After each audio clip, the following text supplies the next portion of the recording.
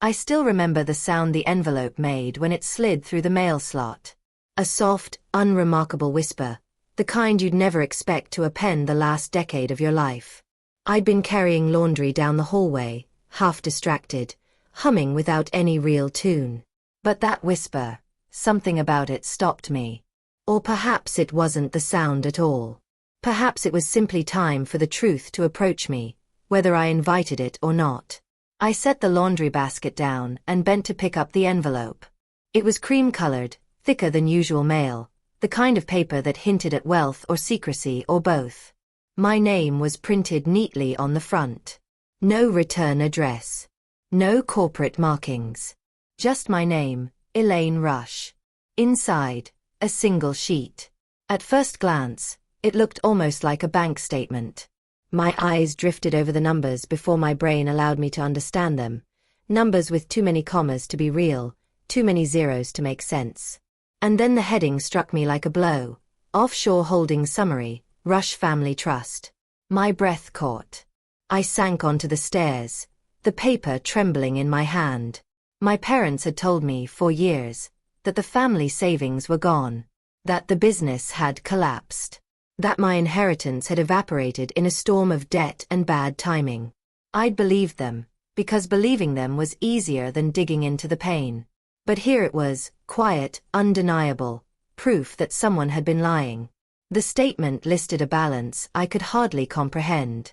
Investments in places I'd never heard of. Transfers dating back 15 years. And the dates, oh the dates. Several lined up with the very months my parents had insisted everything had fallen apart. For a long moment, the house was silent around me. Dust motes drifted in the light like small, floating witnesses.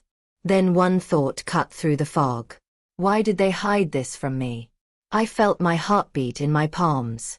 I felt the old ache in my chest, an ache I'd carried since the day they'd sat across from me, stone-faced, claiming that the family trust was empty, that there was nothing left to support my retirement, nothing left from the decades I'd spent helping build the very business they'd used to fund their own comfort. I had believed them. And in believing them, I had downsized my home, sold my car, worked past the age my body wanted me to stop. I had lived small because they said we had nothing. But this statement, the glossy, pristine paper, told a different story. A story of secrecy. A story of betrayal hidden behind polite smiles and parental authority. I folded the document slowly, carefully, as though afraid the truth might disappear if I handled it too quickly. One thing was already certain. If there was a truth buried under all these years, I was going to find it. And I would not be gentle. Because this time, they had lied to the wrong version of me. And I wasn't the woman I had been 15 years ago. I rose from the stairs with the envelope in hand. And just like that, the first quiet step of my revenge began. My name is Elaine Rush, and I am 64 years old. I say that plainly because age has become my greatest advantage. When you're a woman in her 60s, people expect you to slow down, step aside, and accept whatever narratives are handed to you. They expect you to trust others more than yourself. They expect you to avoid conflict. They never expect you to fight back. And most certainly, they never expect you to win. My life hasn't been a glamorous one, but it has been a steady one. For 37 years, I worked as the operations manager of our family's manufacturing business. I'd handled payroll, logistics, vendor negotiations, everything my parents didn't want to deal with. I stayed late, came in early, fixed problems quietly so they could attend dinners, vacations, and charity events where they received awards for excellence in small business leadership. I didn't mind. Or at least, I told myself I didn't. I believed we were working toward the same future, a shared dream of stability and legacy. But that illusion shattered a decade ago when the business failed.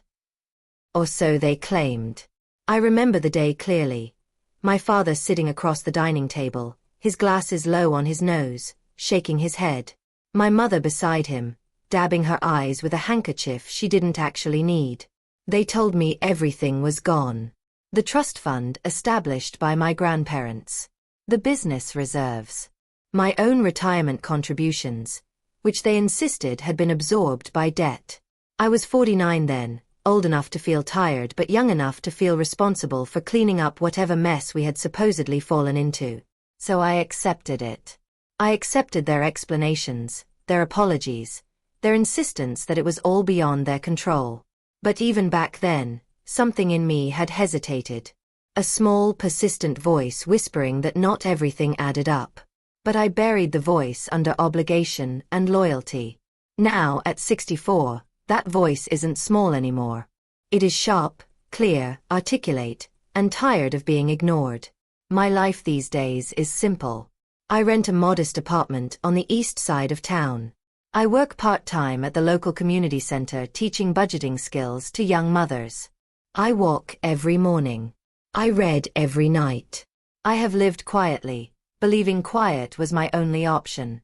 But the offshore statement changed everything. It wasn't merely a clue. It was a spotlight shining directly on the cracks I had forced myself not to see. My parents are 81 now, still living in their hilltop home. Still presenting themselves as dignified pillars of old-fashioned discipline and moral values. Still insisting the past is too painful to revisit. When I held that statement, when I saw the magnitude of the deception, something inside me woke up. A calm, resolute part of me that had waited too long. I am not confrontational by nature, but I am methodical.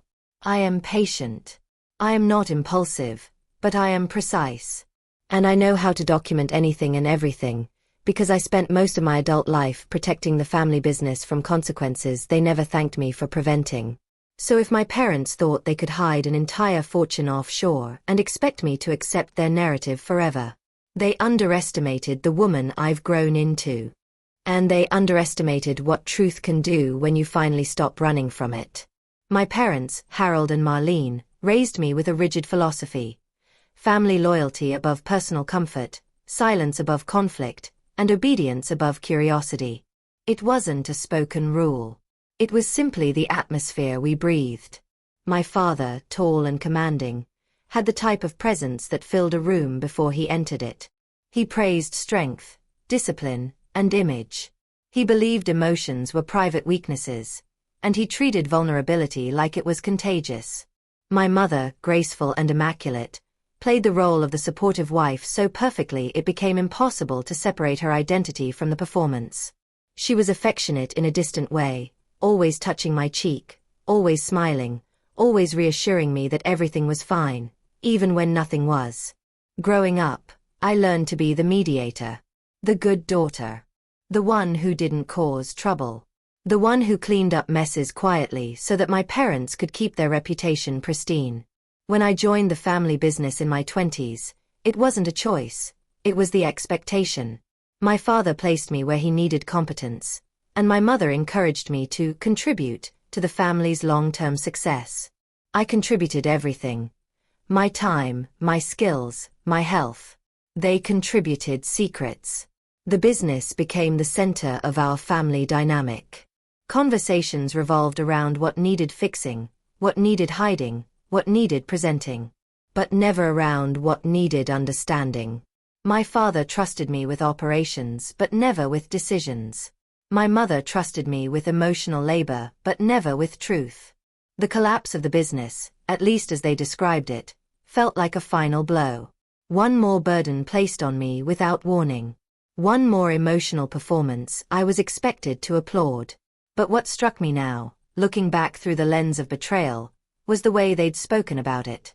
The way they'd insisted on finality. There's nothing left, Elaine. Not a cent. We've all lost together. Together. They loved that word. They wielded it like a shield and a leash. But what kind of together ends with only one person bearing the consequences? In the years after the collapse, I'd visited them weekly. I drove up to their hilltop home, admired their manicured garden, listened as they described how they were adjusting to retired life. They never appeared financially strained, but I didn't question it. My mother always had an explanation: small inheritances, careful budgeting, leftover savings we forgot to mention. I had wanted to believe her, because questioning her would have meant questioning everything. Now that I knew the truth, or at least the beginning of it, our entire family history felt skewed. The foundation had always been tilted. I just hadn't seen the angle until now. Something else unsettled me. The transfers on the statement started around the same time they'd insisted the business was in trouble. And some of the amounts looked eerily similar to the debts they'd claimed we were forced to pay. They hadn't lost the money. They had moved it away from me, away from transparency, into a private world where they trusted only each other. I felt something heavy inside me, not anger, not yet, but a kind of quiet, expanding understanding. A realization that the distance between us had never been accidental. It had been built. Brick by brick. Choice by choice. Lie by lie. And now that a crack had finally appeared in that wall of silence, I intended to widen it. It took me an hour to calm my hands enough to study the statement again. Once I did, the details became clearer, more damning. The Rush Family Trust, originally created by my grandparents, had been siphoned into offshore accounts for over 15 years. The total amount was staggering. And then I saw it, a notation at the bottom of the page. Primary beneficial owners: Harold Rush and Marlene Rush. Secondary beneficiaries: none. None. The trust, which by all legal and moral rights should have listed me as a future beneficiary, had been altered. My name wasn't just missing, it had been erased. 10 years ago, when the business supposedly collapsed, I had asked to see the trust documents. My father had said they'd gone missing in the chaos of shutting everything down. My mother had given me that sympathetic look she mastered so well and said, "Let's not dwell on paperwork. We need to stick together, dear." But here in my hands was proof they had not only kept the trust intact, they had expanded it, hidden it, protected it from me. My chest tightened as I remembered the sacrifices I had made. Selling my townhome at a loss, taking community work just to stay afloat, living frugally while they remodeled their kitchen. The betrayal wasn't just financial. It was personal, deliberate, cruel in its convenience. They had watched me struggle. They had watched me adapt to less. They had watched me shrink my life, piece by piece. And they said nothing. Because saying something would have meant acknowledging that they had chosen themselves over me. Not because they had to, but because they wanted to. As I sat with that truth, the betrayal deepened. If the trust had been restructured, they must have consulted lawyers. They must have signed documents. They must have made a conscious decision to remove me. This wasn't a misunderstanding. This was theft. Not of money alone, but of security, family legacy, and decades of my labor. My breath steadied, surprising even myself. Not with anger, but with clarity. Betrayal often feels like fire in the moment, but this felt like cold calculation. A betrayal engineered with spreadsheets, quiet signatures, and practiced lies. I realized something else. If this single envelope reached me, someone, somewhere, wanted me to know. Offshore statements don't get mailed by accident. Especially not to someone who isn't listed as a beneficiary. Which meant there were more lies hiding beneath this one. Possibly many more. I folded the statement again and placed it on the kitchen table. It didn't look dangerous sitting there. It looked innocent, almost dull. But it had already set something irreversible in motion. I whispered aloud, though no one else was in the room. They took what wasn't theirs. And then, softly, with a steadiness that surprised me. And I'm going to take back what is mine. Not through shouting. Not through rage. But through truth, documentation, and strategy. The kind of justice that leaves no room for denial. And the kind of revenge that doesn't need to be loud to be devastating. The next morning, I made coffee, sat down at my small dining table, and created a list. Something I'd learned to do when emotions threatened to cloud practicality. Step 1. Verify authenticity of the statement. Step 2. Determine the source. Step 3. Reconstruct the financial timeline. Step 4. Consult a lawyer, quietly. Step 5. Document everything. I began with step 1. I called the international number listed discreetly at the bottom of the statement. A calm, articulate professional answered. When I provided the account number, she asked for verification details that matched information I already knew from old trust papers. After a brief pause, she confirmed the account existed. And then, delicately, "May I ask how you obtained this document, Ms. Rush? You are not listed as an authorized beneficiary." The words stung but also fueled my resolve. "I received it anonymously," I said. "I'm trying to understand why." Her silence spoke volumes. "I understand," she finally replied. "But I'm afraid I can't disclose any additional information." That was fine. She had confirmed the account's legitimacy. That was all I needed for now. Step 2. Determine the source. I studied the envelope for any marks. None. No fingerprints except my own. No stamp other than a generic prepaid postage. Whoever sent it knew how to remain hidden. Step 3 required pulling out old files I hadn't opened in years. Records from the business, outdated tax forms, contract copies, payroll ledgers, and my own savings logs. 4 hours, I cross-referenced dates and transfers, comparing them to the offshore timeline. Patterns emerged. There were withdrawals coded as emergency restructuring that coincided exactly with deposits offshore. Amounts listed as debt payments that matched suspiciously round numbers. I had processed many of these transactions myself under the explanations given by my father. But I hadn't known where the money truly went. Now I did. Step 4 meant finding a lawyer who specialized in trust law and financial misconduct. Someone discreet, someone who wouldn't immediately assume I was seeking a public fight. I chose a woman named Clara Moretti, a sharp, composed attorney in her 40s known for unraveling complicated estate issues. When we met in her office, she listened without interrupting as I laid out the story. When I finished, she leaned back in her chair, fingers steepled. "This," she said, "is not just concealment.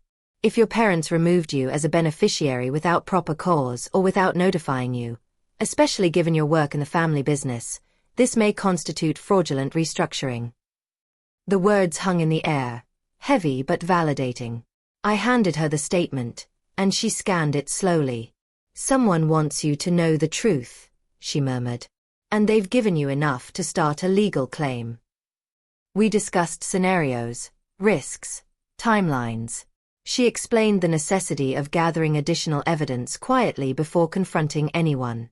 "Your parents will deny everything until proof is irrefutable," she said. "Document every inconsistency, every memory, every financial detail." So I did. Step 5 became a ritual. Every evening, I organized files, created digital copies, wrote detailed summaries of events I once ignored. My apartment slowly transformed into a quiet war room. As the pieces formed a complete picture, I realized the truth was far darker, and far simpler, than I expected. My parents hadn't hidden the money because they feared losing it. They hid it because they never intended for me to have it.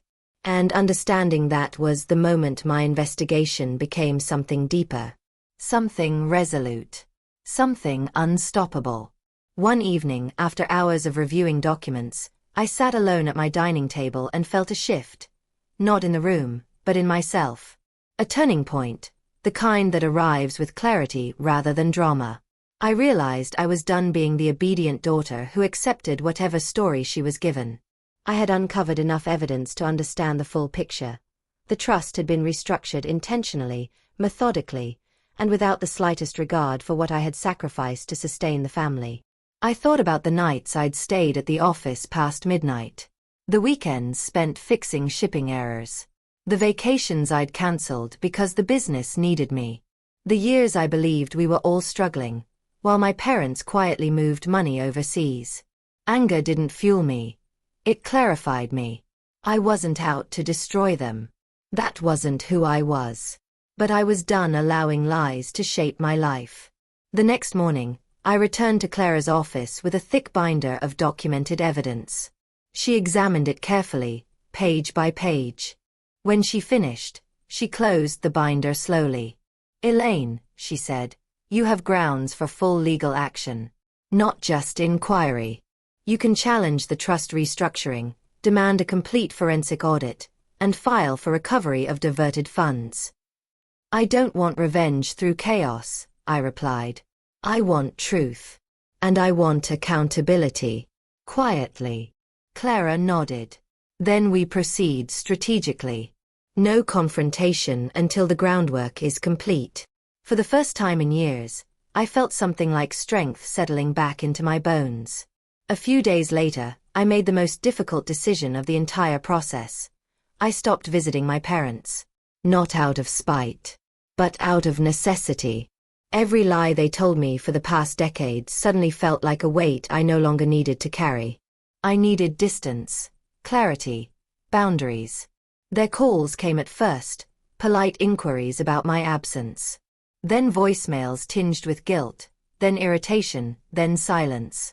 I didn't respond. I wasn't ready, not yet. Instead, I worked with Clara to file a formal request for records. The offshore bank, once presented with legal documentation, would be required to disclose ownership agreements, transfer histories, and authorization signatures.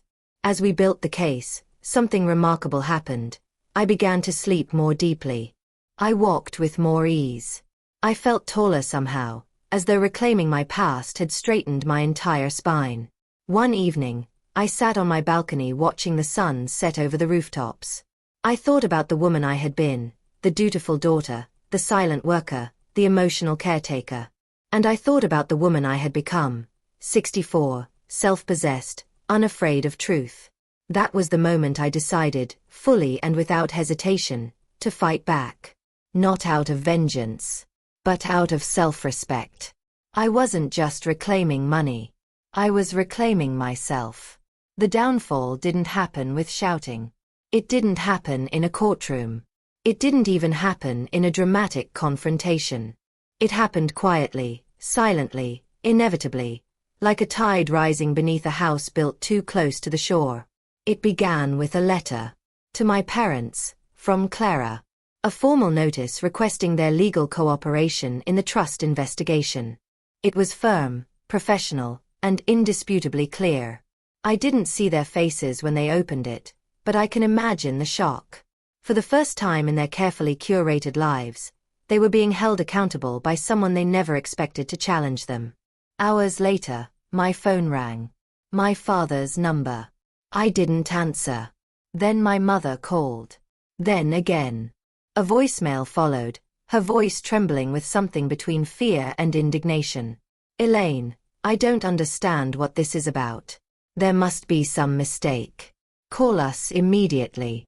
I let the voicemail play out. Then I archived it. Clara received their response 2 days later, a terse refusal to cooperate, citing confusion and demanding clarification. She sent the clarification. They refused again. Then came the moment where everything shifted. The offshore bank, compelled by our filings, released its records. They contained signatures, my parents' signatures, authorizing the removal of my name from the trust. 15 years ago. Long before any alleged financial crisis. Clara compiled the documents into a report. It was precise, methodical, devastating. We submitted it to the Financial Regulatory Board and the State Trust Court. That's when the silence from my parents began. Days passed. Then a week. Then 2. I didn't call. I didn't need to. Their downfall wasn't a collapse. It was a slow erosion of the walls they'd built around their secrets. Investigators requested interviews. Auditors demanded explanations. Their lawyers began asking them questions they couldn't plausibly answer. Their hilltop home, once a symbol of control, became a place of whispered panic. The first real consequence came in the form of a freeze order. The offshore funds, nearly all of them, were temporarily restricted pending investigation. My parents could no longer access the fortune they had hidden. The next consequence came from their own lawyer, who advised them in writing to resolve the matter privately before full forensic review escalates the situation. When they realized the full audit would expose everything, they had no choice but to respond. Not to me directly, no, but through their lawyer, who sent a proposal. A settlement. A quiet, private restitution of the diverted trust funds, plus damages. It was the closest thing to an admission of guilt they would ever offer. I read the proposal twice. Then I asked Clara a simple question. Does accepting this protect me legally? Yes, she said. It also ends their liability. I nodded. The settlement gave me everything they had hidden. Everything they had stripped from my future. And everything they had tried so carefully to keep from me. Their fortune was no longer offshore. It was mine. Not stolen. Reclaimed. Ethically. Quietly. Unarguably. And their downfall was exactly what they had feared most. Exposure without spectacle. They weren't ruined publicly. They were ruined privately, by their own choices. After the settlement finalized, life didn't change immediately. The sky didn't brighten. The past didn't rewrite itself. But something inside me settled, like a weight had finally loosened its grip. I moved to a slightly larger apartment, not extravagant, simply comfortable. I replaced my aging car with a reliable hybrid. I bought myself a new coat for winter. Small things. Thoughtful things. Choices made without guilt. But the greatest change wasn't material. It was emotional. For the first time in decades, I no longer felt tethered to the quiet, unhappy duty of protecting those who never protected me in return. My parents sent me a letter, not handwritten, but typed, as though formality could disguise regret. They didn't apologize. They simply said they hoped the matter could now be put behind us. Behind us. As though betrayal were a misplaced receipt. I didn't respond. Not out of cruelty but out of peace. Some doors close gently, but they close nonetheless. Over the next months, my daily life grew steadier. I continued teaching budgeting at the community center. I volunteered on weekends. I rediscovered my joy in early morning walks and late-night reading. People often assume revenge leaves you bitter. But the truth is, ethical revenge, the kind rooted in truth, documentation, and calm persistence, leaves space for healing. Because justice isn't the same as destruction. Justice is realignment. Justice is clarity restored.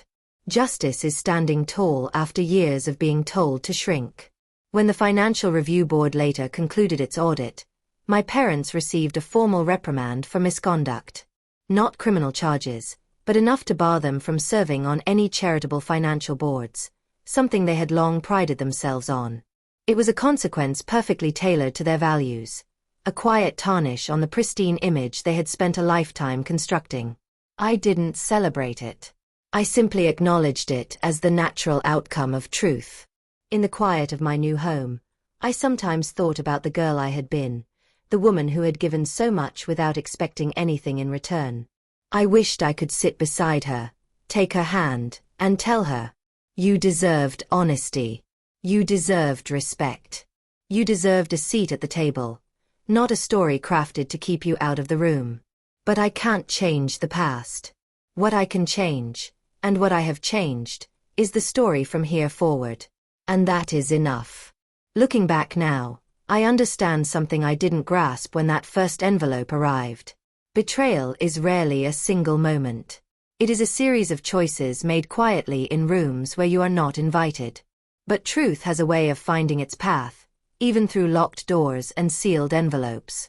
If there is a moral to my story, it is this. Do not accept someone else's version of your reality simply because they speak it with confidence. Ask questions. Document what doesn't feel right. And trust your instincts, especially when you've been taught to silence them. Revenge doesn't have to be cruel. It doesn't have to be loud. Sometimes the most powerful revenge is simply revealing the truth and allowing people's choices to define their own consequences. My parents chose secrecy. I chose clarity. They chose control. I chose courage. They built a wall. I found the crack and widened it with patience, evidence, and quiet resolve.